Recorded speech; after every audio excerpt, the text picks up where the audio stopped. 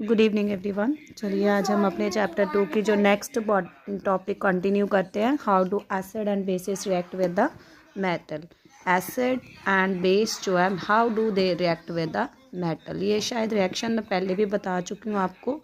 इसके लिए आपके बुक में एक एक्टिविटी दी हुई है, ठीक है। उसके हिसाब से मीन्स जैसे पहले आपको इधर उन्होंने टेस्ट ट्यूब दे रखी होगी, ठीक है। इस टेस्ट ट्यूब में उन्होंने जिंक के ग्रैन्यूल्स लिए हैं, ठीक है, जिंक लिया है, प्लस HCl ले लो या फिर H2SO4 ले लीजिए, ठीक है।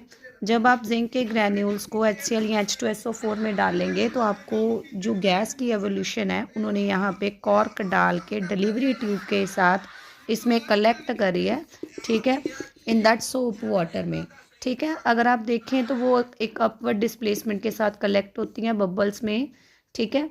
तो ये सोप वाटर है, राइट।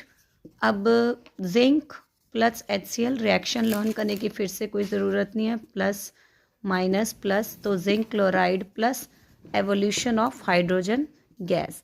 इसकी आइडेंटिफिकेशन करने के लिए एक्चुअल में ये कलरलेस होती है, अडोरलेस गैस होती है, तो इसीलिए सोप वाटर में हमने इसको चेक करा है। तो सोप वाटर में जब चेक करा तो ये बबल्स की फॉर्मेशन जब मतलब देख लेते हैं कि कैसे जो बन रहे हैं। अगर आप देखेंगे तो वहाँ पे आपको एक मतलब popping sounds indicate presence clearly पता चल जाती है, which indicates the evolution of hydrogen gas. Okay, you can carry this reaction with sulphuric acid also, H2SO4, तो उससे भी यही आता है, जिंक सल्फेट प्लस हाइड्रोजन, ठीक है। So this is the possible reaction for the acids with the metals.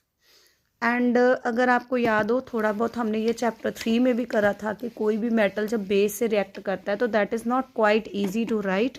जैसे हम एसिड्स में लिखते हैं, जैसे बेस का रिएक्शन याद करवाओ, अगर जिंक लेते हैं किसी बेस के साथ रिएक्ट करता है तो मैंने आपको बोला था पूरी साइंस में आपको 2 ही रिएक्शन जैसे मिलेंगे जिसमें आपको लिखते वक्त मैं प्लस माइनस का साइन नहीं इंडिकेट करी, because the reaction with bases are quite complex. एक रिएक्शन आपको यहाँ पे मिलेगा, एक रिएक्शन हमने 3rd चैप्टर में एम्फोटेरिक ऑक्साइड्स को पढ़ते वक्त करा था, जिसमें हमने करा था NaAlO2।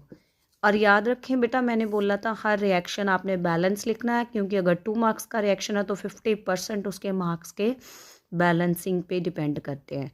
Balancing plus wherever the state is required that must be mentioned properly. Next video में हम देखेंगे कि how do acid and bases react with the metal carbonates.